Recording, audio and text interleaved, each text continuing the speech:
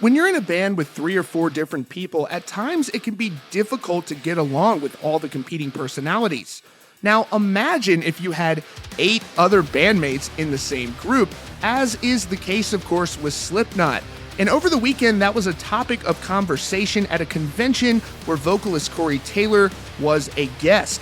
A fan at this Q&A asked Corey about any fights or beefs that he's had with other members of the band, and he gave a very heartfelt answer. He actually got emotional while talking about it, and there was a beautiful ending to that situation. Now, first of all, I want to welcome each and every one of you back who are returning viewers. We have a lot of you each month, and many of you have not yet subscribed. We really appreciate the support, and if you would just take 1 second to hit that subscribe button, it's the best way to support this channel, and we are very grateful.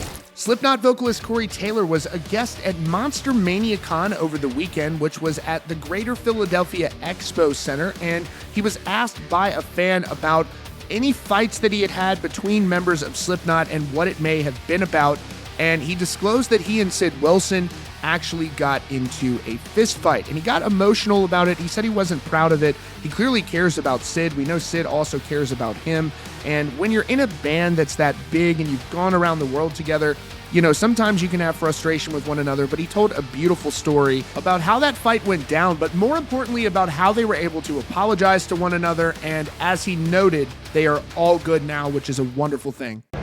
Me and Sid got in a fist fight.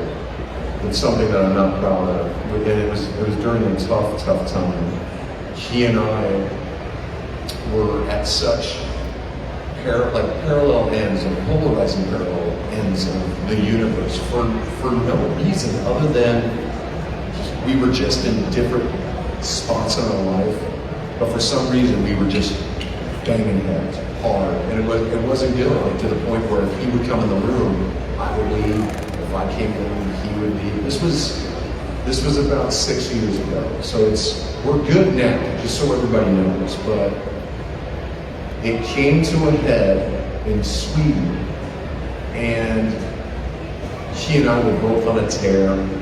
We had just done, luckily we kept this away from the fans, but we had just done a meet and greet at the time. And a fan had given me a comic book that I've been looking for a long time. So I was looking at it, and I was really appreciating it. And Sid being Sid came up, and not knowing the background, not knowing what was going on, he probably thought he was just joking.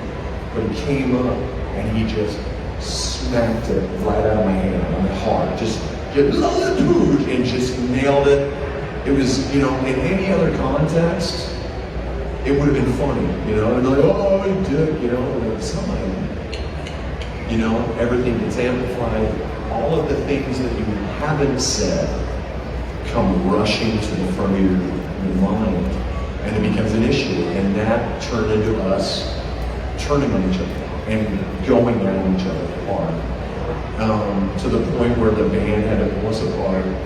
The band, he was saying, he was going to go home in the middle of the tour. I wasn't going to apologize. Like, it was bad on that. When I had my spinal surgery,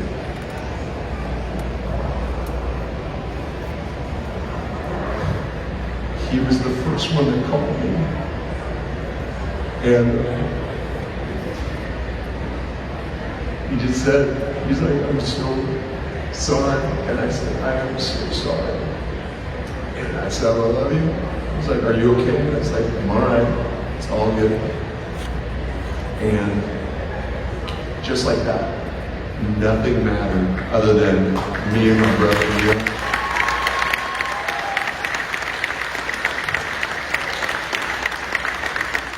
Now, in case you're wondering, for many Slipknot fans, you've seen that clip from the Iowa touring cycle. It was featured in a Slipknot documentary about Iowa called GOAT, and you can see Corey and Sid backstage yelling at each other, with Corey telling Wilson to fuck off and telling him he's so mad at him. This is a different occasion, and I thought that was a beautiful story by Corey on how they were able to work through those issues. It truly seems like Slipknot is fully unified moving forward into this new era for the band where the future is very bright. They're leaving their Roadrunner deal, and now there are so many different opportunities, which we've talked about previously. And if you'd like to hear about Clown's discussion on how the band may actually release singles and not albums going forward, you can check the card on your screen. Thank you so much to each and every one of you who are tuning in. If you haven't hit subscribe, just take one quick second and hit that subscribe button and check out the recommended video on your screen.